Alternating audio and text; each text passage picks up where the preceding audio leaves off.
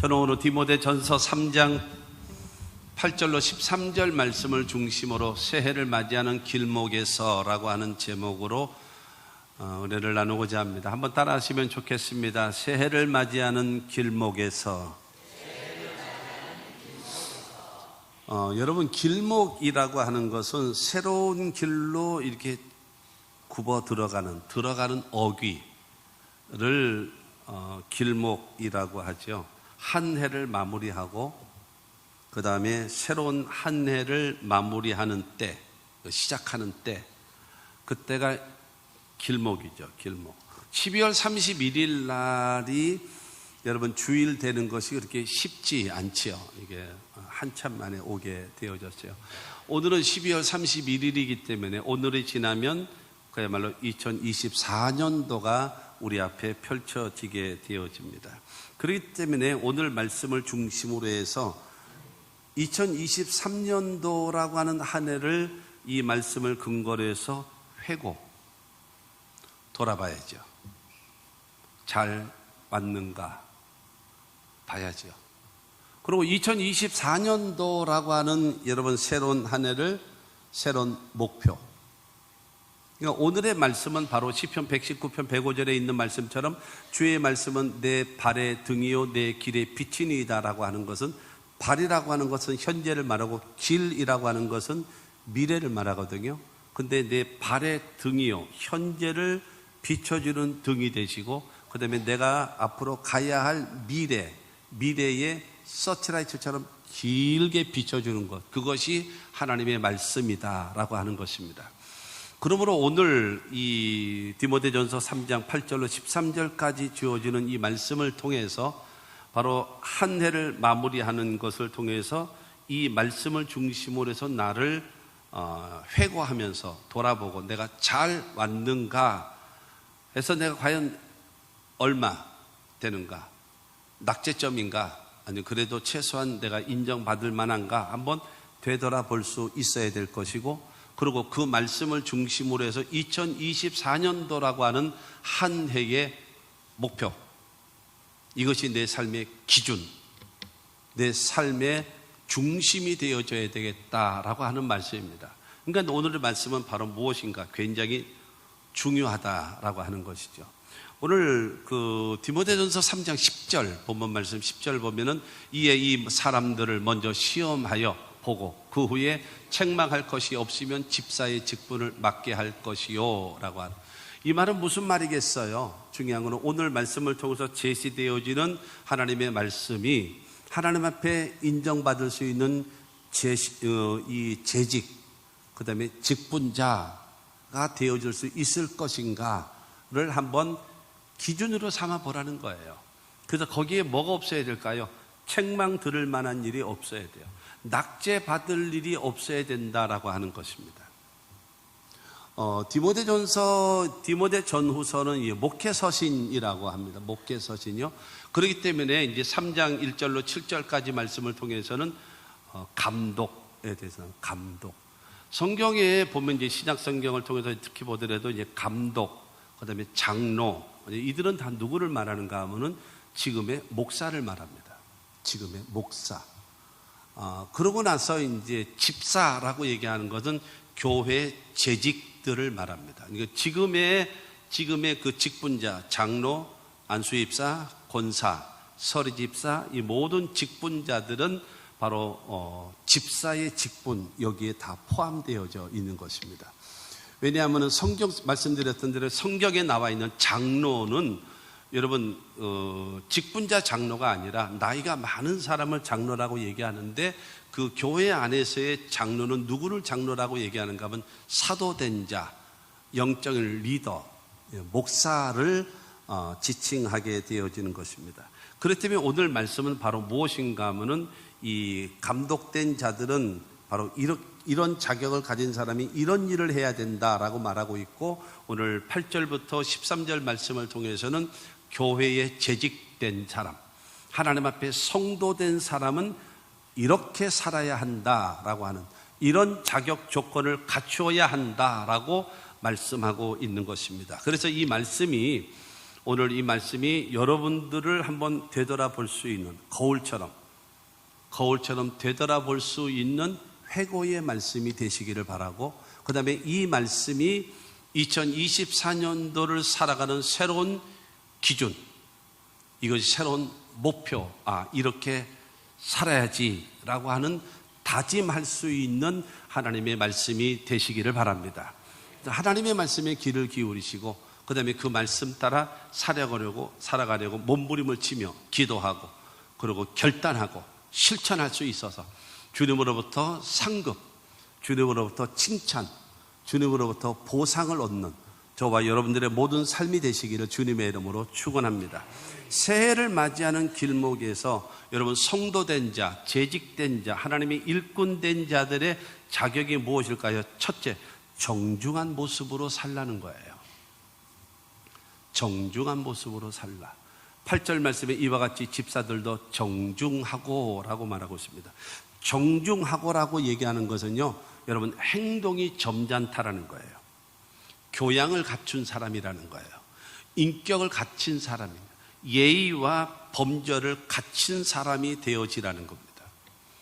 여러분 왜냐하면은 중요한 거는 여러분 그렇잖아요. 저 사람이 나에게 어떤 말을 하느냐, 그게 중요한 것이 아니고 저 사람은 나한테 어떤 사람이냐에 따라서 그 말을 내가 들을 것인가 듣지 않을 것인가가 정해져 있어요.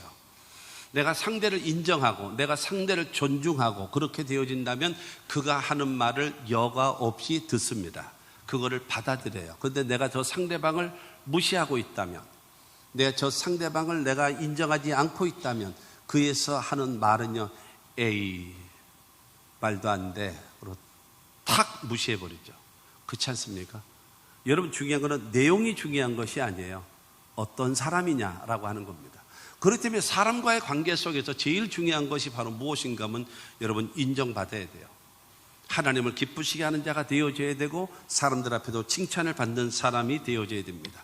그러기 위해서는 예의를 갖추고 여러분 살아가는 사람, 인격이 바로 갖추어져 있는 사람이어야 된다라는 겁니다. 예수를 믿고 하나님을 섬기는 사람으로서 구원받은 사람이 되어졌지만 인격적인 면에 변화가 나타나야 돼요.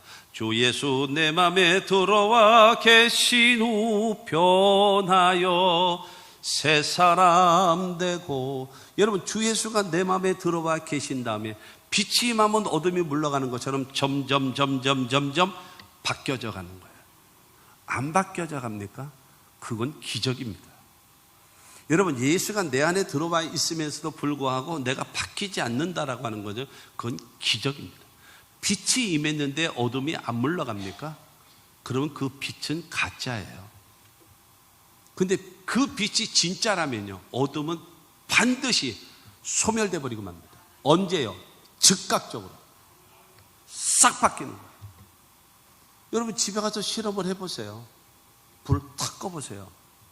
천천히 80%, 70%, 60%, 50%, 30%, 10% 그러고 탁 꺼지나요? 아니에요. 스위치를 끄는 순간에 팍 나가버려요. 그렇지 않습니까? 불을 켰어요. 그러면 갑자기 그 여러분 어둠이 있었던 것이 그냥 순식간에 사라지게 돼 있어요. 그건 자연이치입니다. 빛이 있으면 어둠은 물러가게 되어 있습니다. 빛이 소멸되어지면 어둠이 장악하게 되어 있는 겁니다. 그러므로 예수 믿는 사람들, 하나님의 사람들은 바로 무엇인가 하면 여러분 정중한 모습으로 인격적으로 인정받고 상대방에게 존중이 여김을 받을 수 있어야 한다는 거예요.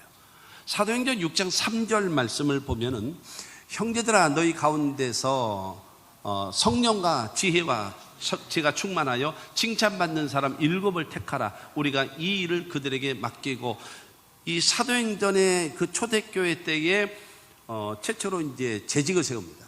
집사를 세우는데 7명을 세웁니다. 자격 조건이 4가지였습니다. 첫째가 믿음의 사람, 두 번째가 성령 충만한 사람, 세 번째가 지혜로운 사람, 그 다음에 네 번째가 칭찬받는 사람이었어요. 누구에게 칭찬받나요? 교회 안에서요? 아니에요. 세상 사람들에게.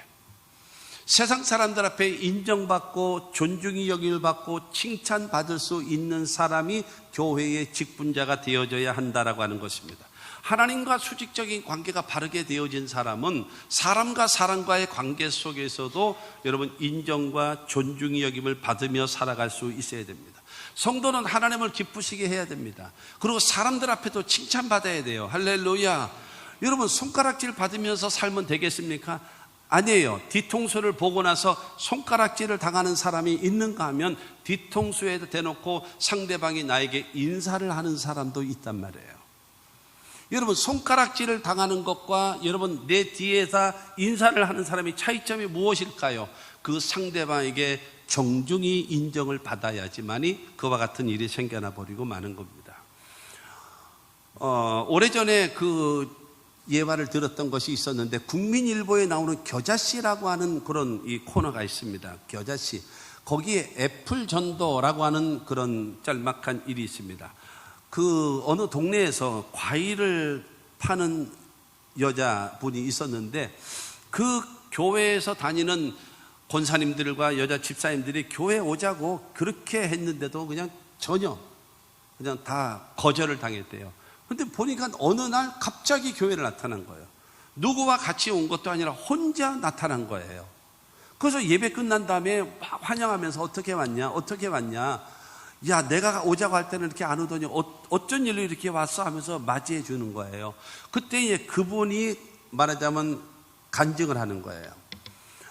몇 달 전서부터 우리 일주일에 한 번 정도씩 어느 신사가 오더라.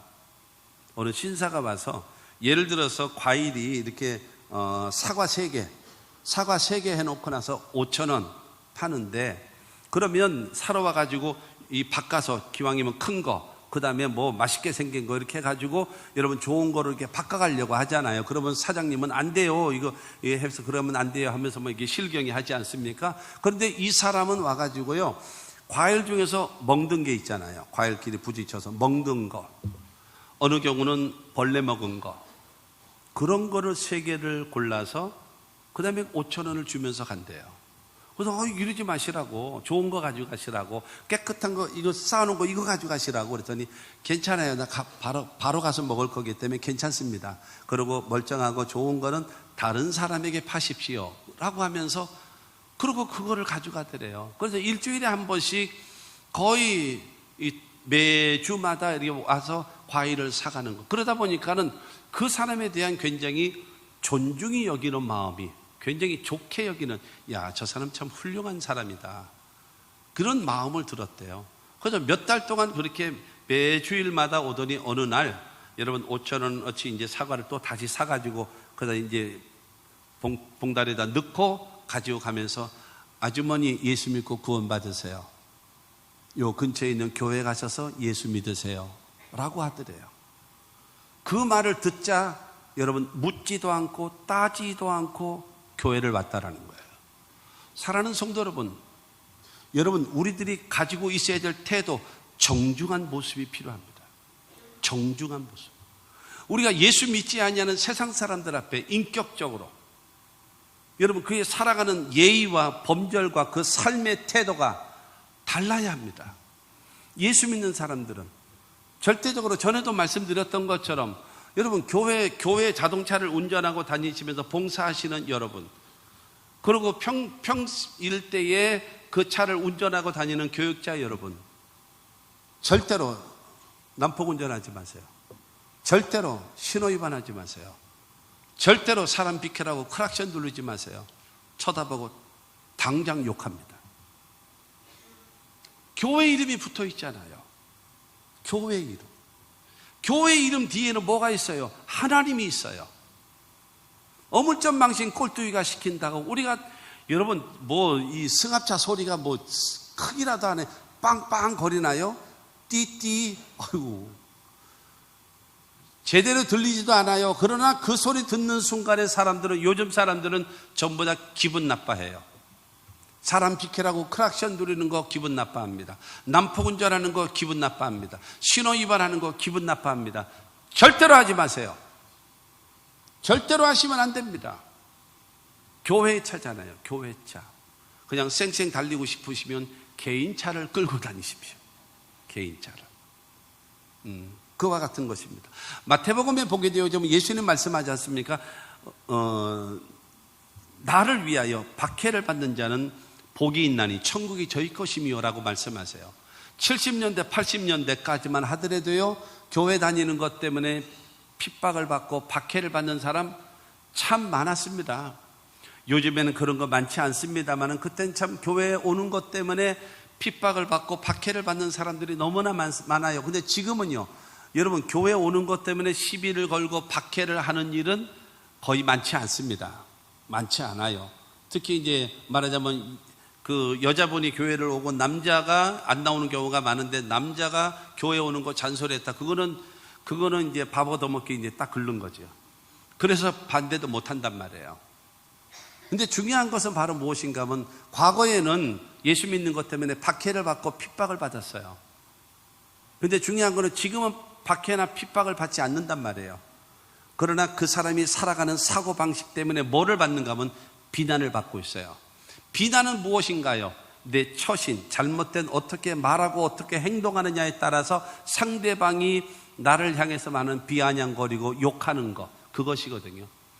여러분, 이렇게 되어져서는 안 돼요. 우리는 박해를 받는 사람, 핍박을 받는 사람이 되어져야지 비난받는 사람이 되어져서는 절대로 안 된다라고 말하는 것입니다. 성도된 자들은 여러분, 교회 안에서는 물론이요, 여러분, 세상 사람들 앞에 칭찬받을 수 있는 정중한 모습의 삶을 살아가는 우리 모두가 되기를 주님의 이름으로 축원합니다. 사도 바울은 오늘 말씀을 통해서 외형적인 모습도 아름다운 모습이어야 되지만 내면적인 정중한 모습을 갖기를 말씀하고 있는 것입니다. 두 번째로, 여러분, 언어 생활을 바르게 해야 된다는 거예요. 언어 생활.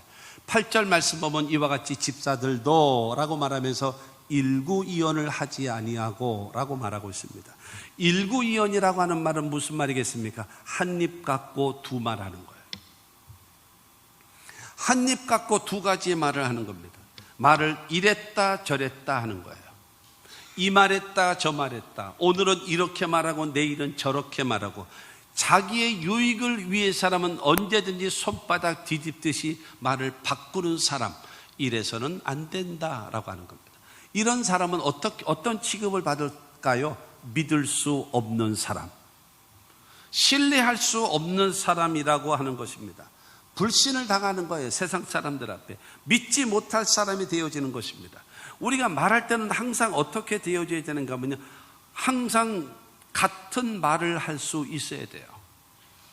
예를 들어서 내가 지금 김근철 장로님하고 이야기를 하면서, 여러분, 장로회장 고일천 장로님에 대해서 내가 이야기를 한단 말이에요.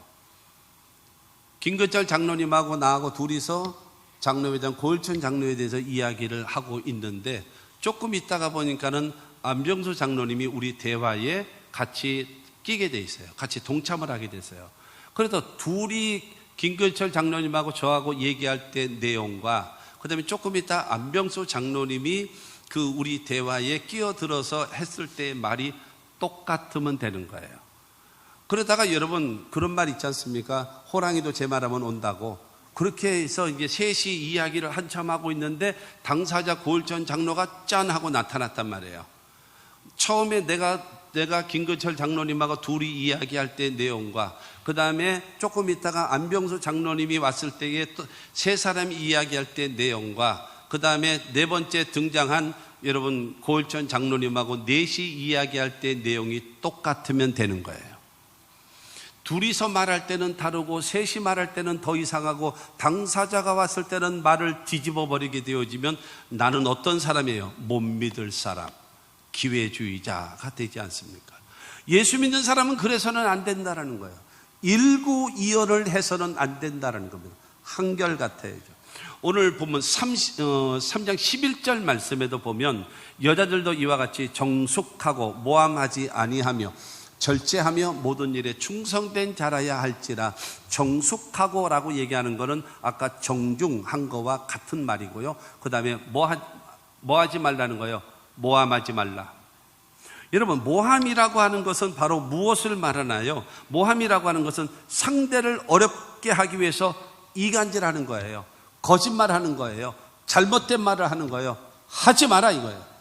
예수 믿는 사람은 그래서는 안 된다는 거예요. 일구이연을 해서는 안 되고 다른 사람을 모함하는 말을 해서는 절대로 안 된다라고 얘기하는 겁니다. 사랑하는 성도 여러분, 우리가 그렇게 해야 됩니다. 얼마 전에 교육자들하고 이야기하면서 그 얘기를 했었는데 여러분, 내가 누구에게 말을 들었어요. 내가 누구의 말을 전달받았어요. 그 다음에 나는 그 이야기를 저에게 보고를 해요. 그러면 나는 전달받아서 이야기를 했는데 이 말이 나중에 보니까 가짜 뉴스예요. 그래서 나는 책임 없어요. 왜? 저 사람이 나한테 얘기해 준 말 나는 얘기해 준 것입니다 라는 거죠.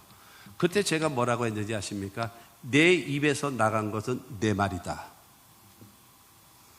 여러분, 내가 아무리 별의별 이 루트를 통해 가지고 여러분 전에 들었다 할지라도 내 입에서 나간 말은 내 말입니다. 기억하셔야 합니다.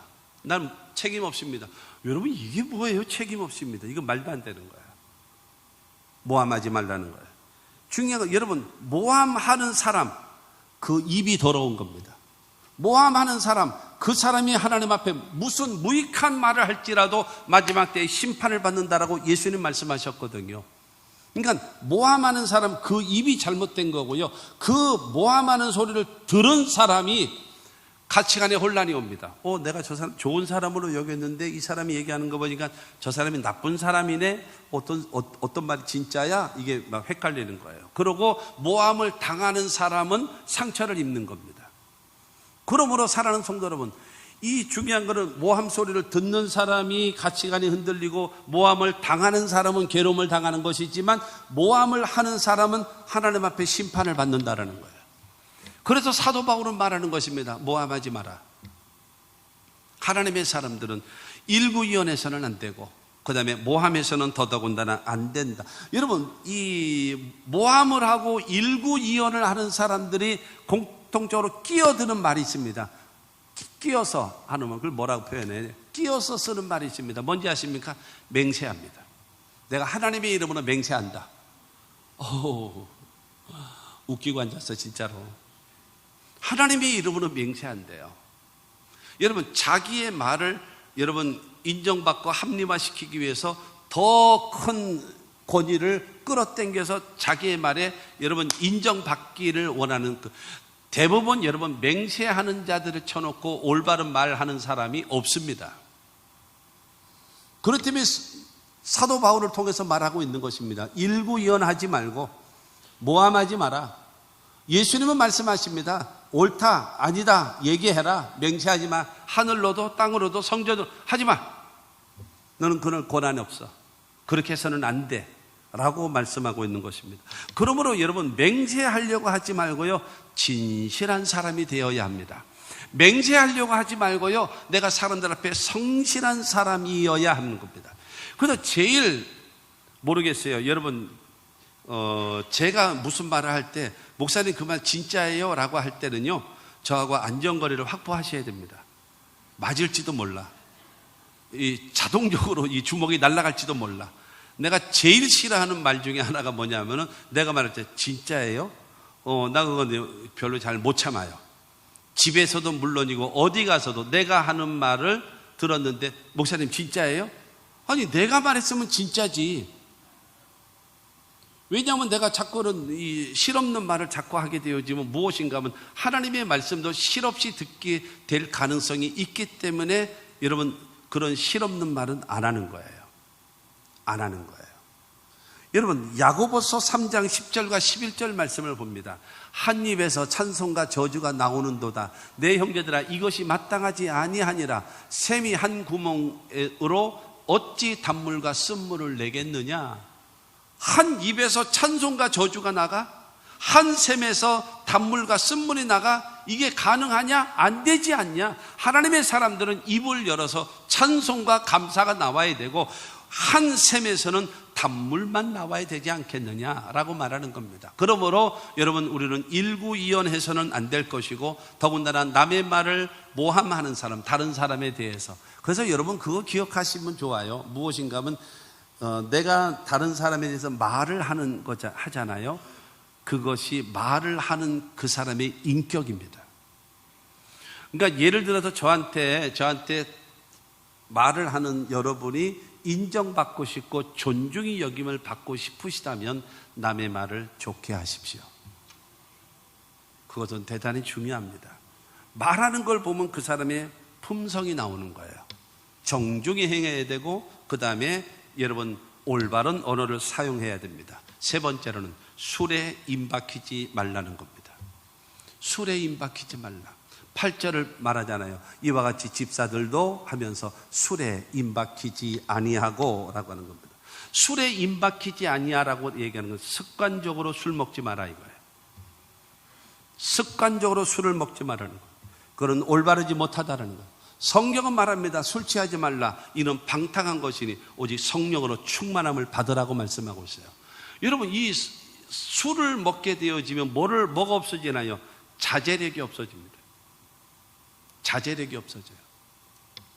하나님 앞에요, 여러분 정말로 올바르게 인정받는 것은요, 바른 정신으로, 바른 언어로 주님께 고백하는 것이 대단히 중요합니다. 예수님이요, 이 땅에 계실 때 가장 듣고 싶은 말이 있었습니다. 그 말이 무슨 말인가 하면 지극히 높으신 하나님의 아들이시여, 이 말을 제일 듣고 싶은 거예요. 여러분, 베드로가 바요나시면 베드로에게 사람들이 나를 누구라고 하느냐라고 하신 다음에 너희들은 나를 누구라고 하느냐 얘기할 때 베드로가 주는 그리스도시요 살아계신 하나님의 아들이십니다라고 할 때 예수님이 흥분하셨잖아요. 바요나 시몬아, 내가 복이 있도다. 너를 이를 알게 한 자는 혈육이 아니요 하늘에 계신 내 아버지시니라 칭찬하시고, 그 다음에 이걸 견딜 수 없는 것 또 탁 해서 내 이름의 교회를 세우리니 음부의 권세가 이기지 못하리라. 강력한 보장. 이것 갖고 안 되겠는 거예요. 너무 좋으셔서. 그래가지고 내가 내게 천국 열쇠를 내게 주느니 땅에서 무엇이든 풀면 하늘에서 풀리고 땅에서 매면 하늘에서 매일이라. 여러분 칭찬하시죠. 강력한 보장해 주시죠. 천국 열쇠까지 주시는 보너스까지 주시는 거예요. 이와 같은, 여러분 주님은 인정받고 싶으시단 말입니다. 그런데 중요한 거는 지극히 높으신 하나님의 아들이라고 하는 그 고백을 누가 하느냐면요, 귀신 들린 자가 말을 하는 거예요. 들을 때마다 화가 나시는 거예요. 들을 때마다 화가 나는 거예요. 사도 바울도 그랬습니다. 사도행전 16장 같은 경우를 보게 되어지면, 여러분 복음 전하러 다닐 때에 거기서 점치는 귀신 들린 여자아이가 바울이 지나가기만 하면 지극히 높으신 하나님의 종으로 구원의 복음을 전한다라고 얘기를 하는 거예요. 사도 바울이 막 기가 막힌 거예요. 예수님은요, 귀신의 역사를 절단코 용납하지 않았습니다. 귀신아 떠나가라 명령 내렸어요. 사도 바울 같은 경우도 너무 괴로우니까 주 예수 이름으로 명하노니 귀신아 떠나가라고 명령해 버렸어요. 왜 그럴까요? 여러분 귀신 들려서 정신 못 차리고, 여러분 그야말로 뭐라고 그래야 되나요? 행월하고 있는 그 입에서 나오는 말은 어떻게 했습니까? 더 욕되게 되는 거죠. 하나님의 이름이 더 욕되게 되어지고 시궁창에 떨어지는 말 아니에요. 사랑하는 성도 여러분, 맑고 밝고 환한 정신을 가지고 주님을 향하여 올바른 고백하며 살아가시는 저와 여러분들이 되기를 주님의 이름으로 축원합니다. 자제력을 잃어버리고 행설수설하면서 고백하는 거 안 돼요. 올바른 정신을 가지고, 여러분 맑은 정신에서 올바른 인격에서 하나님을 섬기고 예배하고 기도할 수 있는 저와 여러분들이 되시기를 주의 이름으로 축원합니다. 한국 사회는요, 이 더군다나 술 문화가 잘못되어 있잖아요. 잘못돼. 뭐 그런 말 있잖아요. 사람이 술을 먹고 술이 술을 먹고 술이 사람을 먹어버리는. 옛날에 선교사들이 한국에 딱 와보니까요, 과간이었어요. 과간. 왜 과간인가? 정말로 너무나, 첫째 미개하고, 두 번째로 너무나 가난하고, 미개하고 너무나 가난해. 그런데 이런 사람들을 난 놓고 기억자도 모르니까요. 그런데 이 사람들이 하는 걸 가만히 보니까는 너 나 남녀 할 것 없이 전부 다 그냥 술을 먹는 거야. 남자들은 모여서 또 뭐 하는가 하면 노름하고 앉았어요. 심지어는 노름하다가 돈이 없으면 자기 부인도 팔아먹어요. 이러면서까지 노름을 해요. 거기다가 또 그런 주제에 또 첩까지 들고 살아요. 술을 먹지요. 노름을 하지요. 첩을 두지요. 그리고 또 보니까요, 물론 농사를 짓거나 그렇게 하는 경우도 있기 때문에 그런 경우도 있지만은 뭐 어떻게 사는가 하면 외상을 주고 살고 외상값 갚지도 않아. 이게 뭐냐, 이렇게 무질서하게 사는 데가 어디냐 도대체. 3일장, 5일장 서기 전에는 바늘 하나를 사고 싶어도 살 수 없는 나라가 조선이라는 나라다. 바늘 하나를 사고 싶어도 3일장이나 5일장이나 8일장이나 서지 아니하면 바늘 하나도 살 수 없는 나라, 그 나라가 조선. 술에 쪄들어 있고 노름에 쪄들어 있고 온갖 무질서한 삶. 그렇기 때문에 선교사들이 와가지고 제일 먼저 술 먹지 마라, 담배 피지 마라, 그 다음에 조상을 섬긴다라는 이유로 우상 숭배하지 마라, 첩 다 돌려보내라, 외상값 갚고 돈 떼어먹지 마라. 이것을 강력하게 처음부터 가르친 거예요, 기독교. 그야말로 개화시킨 거죠, 개화. 성경은 말하고 있는 것입니다. 술 취하지 말고 성령으로 충만하라는 거예요. 그렇기 때문에 하나님의 사람들은 술 먹고 다니는 사람 되어져서는 안 돼요. 하나님께 찬송하고 감사하고 술 안 먹고도 행복한 모습을 여러분들 자식들 앞에 보이십시오. 술 먹지 않아도 행복하고 술 먹지 않아도 감사하고 술 먹지 않아도 얼마든지 행복할 수 있다는 것을 여러분 자식들 앞에 보여줘야 합니다. 술 먹어야지만 행복합니까? 이거는 술하고 같이 먹어야. 아니요, 사이다하고 먹어도 돼. 사이다 안 먹어도 되고 동치미 국물 떠먹으면서 먹어도 잘 되고, 그러면서 여러분 행복할 수 있으면 얼마나 좋겠습니까? 할렐루야. 아무쪼록 여러분 이 세상에 이 흔들리며 비틀거리며 사는 자 되지 말고 하나님의 말씀과 성령이 충만한 저와 여러분들이 되어져야 됩니다. 네 번째로, 더러운 일을 탐하지 말아야 합니다. 8절 말하잖아요. 이와 같이 집사들도 더러운 일을 탐하지 아니하고 라고 말하고 있습니다. 돈은 벌어야 합니다. 돈은 없어서는 자본주의 속에 살고 있는 우리나라는 돈이 없이는 안 되지요. 그러나 부정한 방법으로 돈을 벌지 말라는 거예요. 부정한 방법으로 돈을 벌면 안 됩니다. 청지기적 정신을 가지고 올바른, 여러분 정상적으로 일해서 노력해서 땀을 흘려서 여러분 일할 수 있어야 됩니다. 그래서 돈을 벌어야 되는 것입니다. 물질 관계가 바르게 돼 있어야 하나님이 축복하시는 겁니다. 여러분 어린 학생들에게 사행심을 가르치는 거 안 돼요. 이거는 절대로 어린 학생들에게 복권을 사라, 안 돼요. 이런 거는 열심히 노력해서 앞서가는 자가 되어지고, 여러분 그런 사람 오해하지 마시고 들어보세요. 오해하지 마시고 그냥 깨끗한 생각으로요. 대통령께서는 그 서울법대 나와가지고 9번째 사법고시를 해서 패스가 됐대잖아요. 근데 지금 한동훈이라고 하는 저 지금 비상대책위원장은 4학년 다닐 때 패스를 해가지고, 그래서 외국 변호사까지도 뭐 자격증도 없고 그랬대잖아요. 그렇게 되어졌다 검사로서 자기의 일을 열심히 똑부러지게 하고, 그러다가 법무부 장관 올라와가지고 여러분 정말로 어떤 모함을 하거나 그럴 때 탁탁탁 받아치면서 일을 제대로 하고, 그래서 지금 국민의힘이라고 하는 그 당이 지금 뿌리째 흔들리는 위기 상황 되어졌을 때 비상대책위원장이라고 하는 그 자리로 올라서게 되어지고, 그 다음에 지금 어떻습니까? 지금 이 설문조사를 통해서 차기 대통령 후보 1순위 그가 한동훈이래잖아요. 내가 지금 말하고자 하는 것이 무엇입니까? 젊은이 여러분, 여러분의 일에 최선을 다하십시오. 최선을 다하세요. 그것이 내 앞길이 펼쳐지는 것입니다. 여러분 여행을 바라보지 마세요. 마지막 역전 같은 소리 하지 마세요. 성실하게 땀을 흘리고 노력하고 힘쓰고 애쓰고 살아가서 하나님의 도우심을 받아서 앞서갈 수 있는 그러한 인격, 그러한 신앙, 부모가 가르쳐야 되고 자식들이 그렇게 가야 하나님과 사람 앞에서 은총과 귀중히 여김을 받게 될 것입니다. 디모데전서 6장 10절 말씀을 보면 돈을 사랑함이 일만하게 뿌리가 되나니 이것을 탐내는 자들은 미혹을 받아 믿음에서 떠나 많은 근심으로서 자기를 찔렀도다 말하고 있습니다. 여러분 돈은 귀한 겁니다. 필요한 것입니다. 그러나 돈을 사랑하게 되어지면 모든 죄의 뿌리입니다. 원인이 되어버리고 맙니다. 그리고 돈을 사랑하게 되어지면요, 진정으로 하나님 앞에 헌신된 주의 일꾼이 될 수가 없다라고 하는 겁니다. 잘 생각해 보세요. 돈을 사랑하게 되어지면 돈으로 살 수 있는 것을 사랑하게 됩니다. 돈을 사랑하게 되어지면요, 돈 갖고 할 수 있는 것을 사랑하게 됩니다. 돈을 사랑하게 되어지면요, 돈으로 하고 싶은 못된 짓도 사랑하게 됩니다.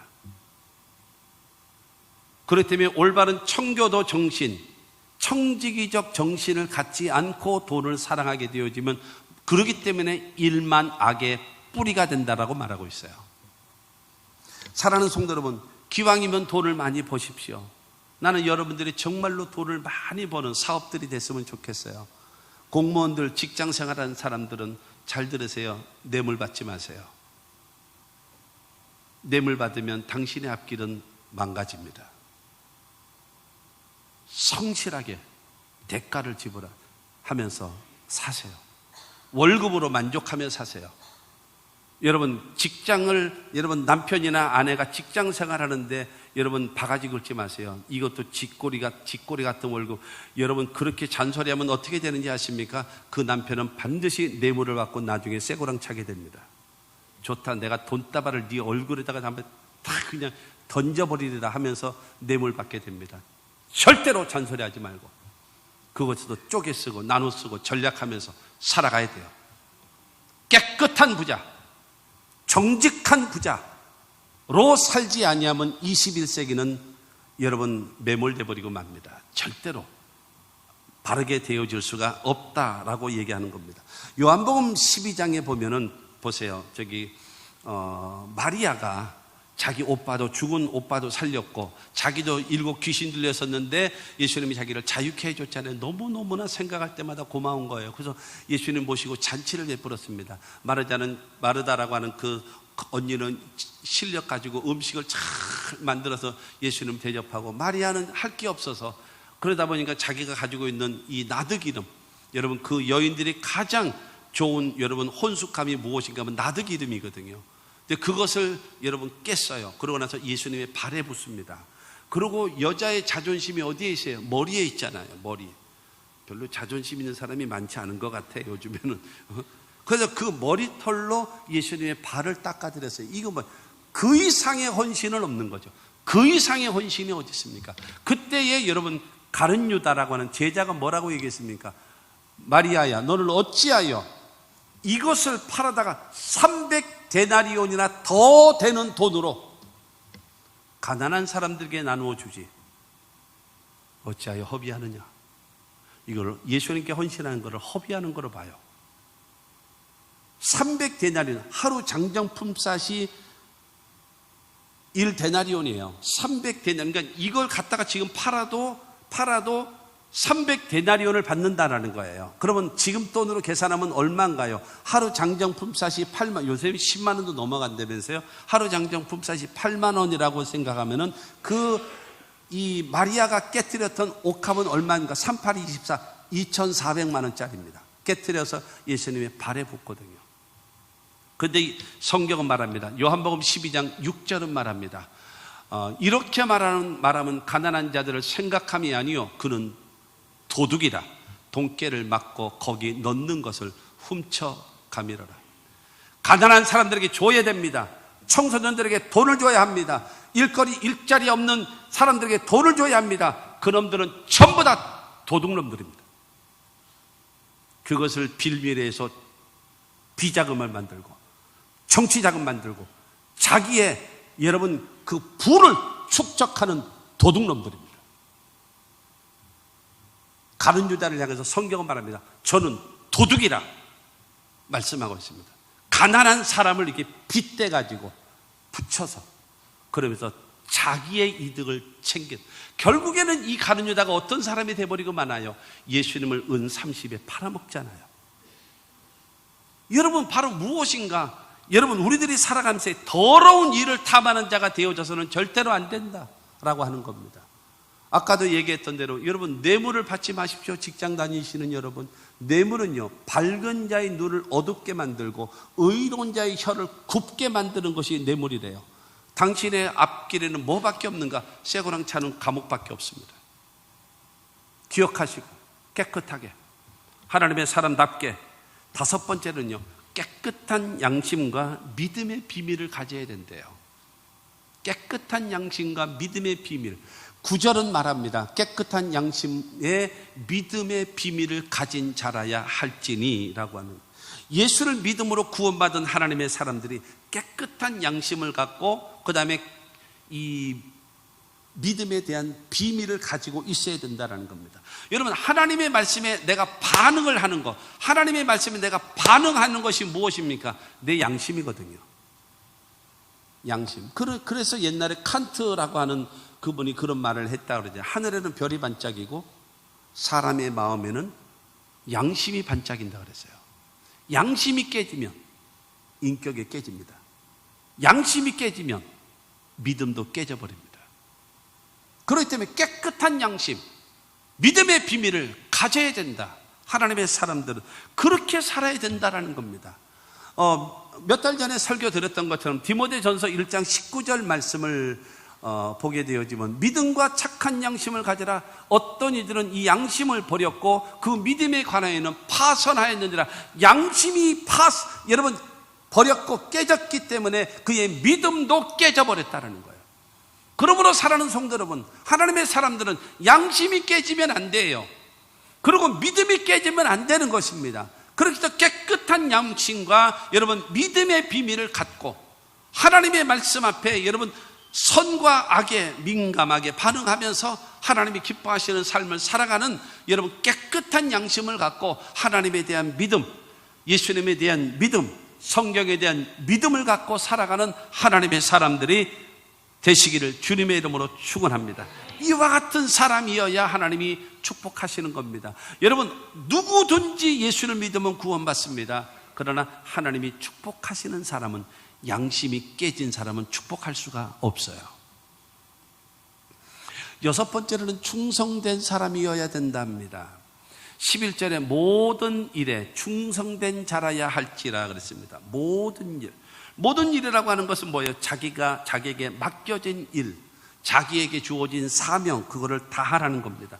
하나님께서 교회를 위하여 일하는 사람들, 자신에게 부여받은 모든 직분과 사명, 거기에 충성을 다하고, 직장 생활을 하면서 나에게 주어진 그 일 성실하게 최선을 다하는, 여러분 이런 말은 요즘에는 안 듣겠지요?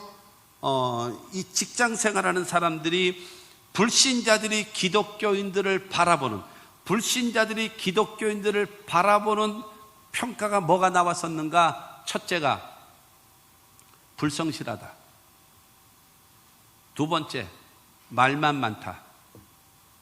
세 번째, 삶이 이중적이다. 이중인격이다. 이런 말 들으면 안 돼요.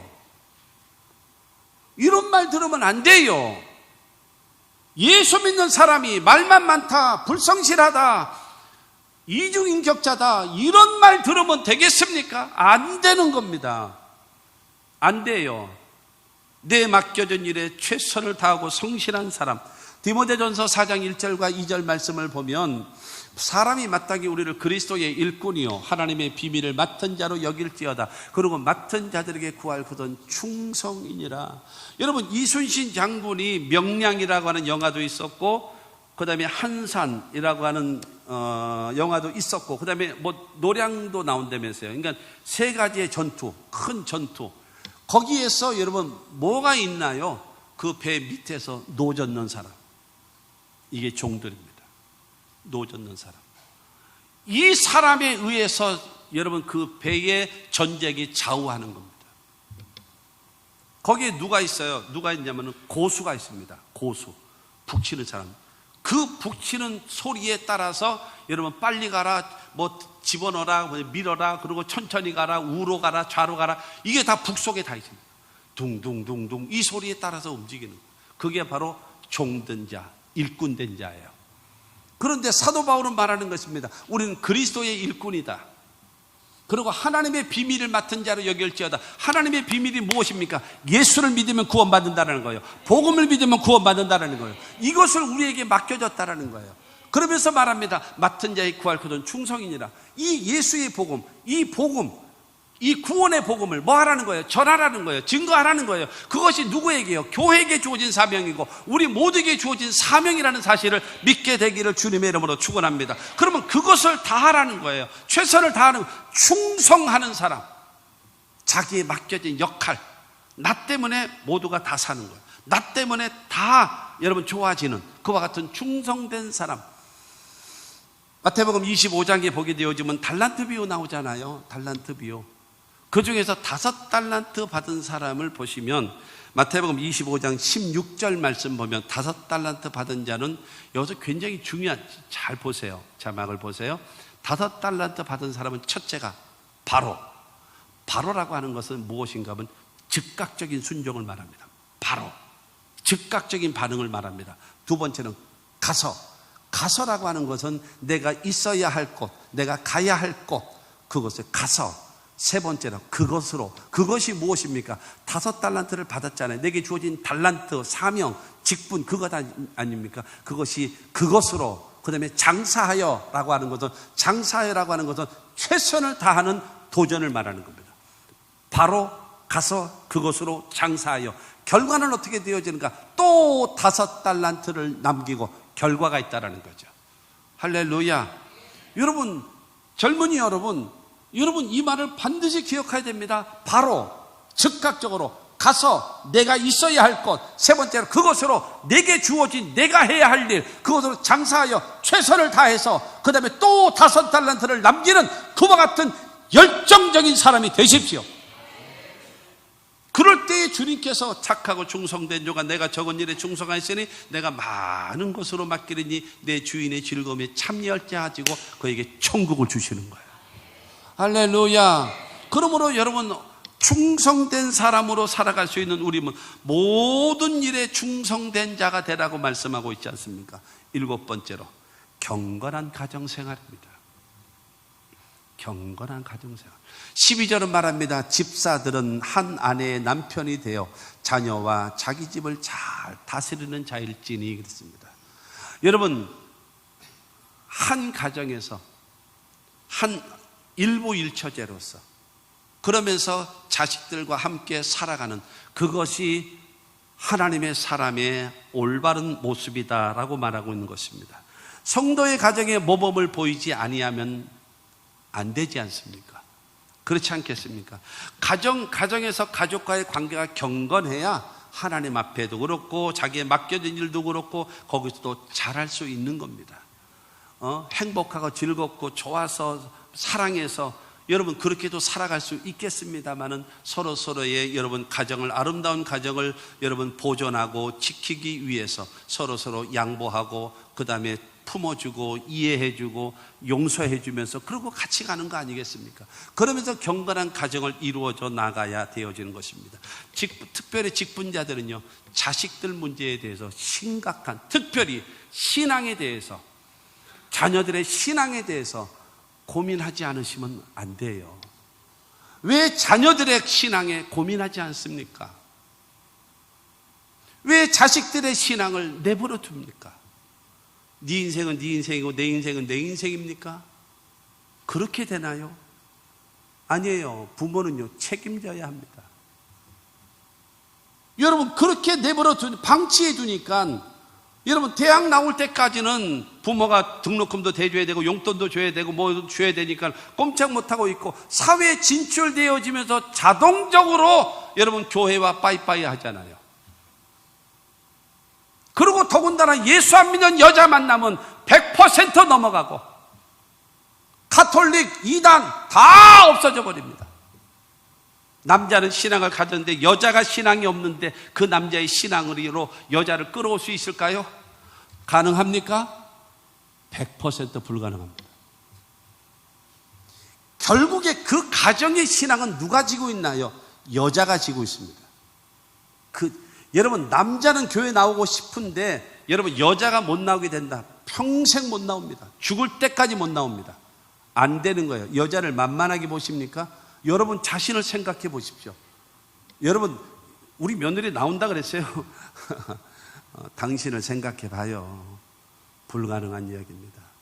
왜 당신의 자식들을 팔아먹습니까? 왜 불신자에게 팔아먹습니까? 어쩌라고 지금 다 시집장가 갔는데 회개하십시오. 그리고 눈물로 기도하십시오. 그들이 돌아올 수 있도록 하셔야 합니다.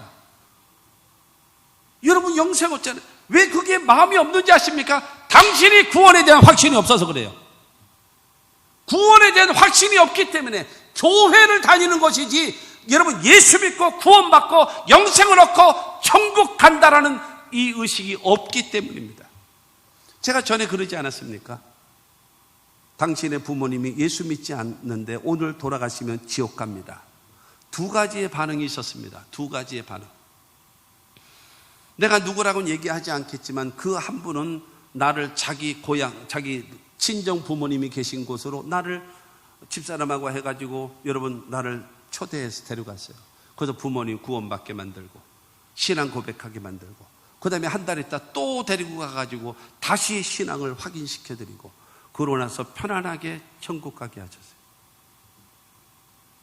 그런 이야기를 했었을 때에 어느 청년 아이는 말을 했습니다. 우리 엄마가 예수 안 믿는데요, 목사님 말씀이 너무 부담이 돼요. 나 딴 교회 갈래요. 안 들으면 괜찮습니까? 안 들으면 지옥 갈 사람이 천국 갑니까? 사랑하는 성도 여러분, 여러분은 어떻게 반응하고 있습니까? 나는 목사이기 때문에 이 말을 하지 않으면 심판받아요. 그렇기 때문에 나는 하는 겁니다.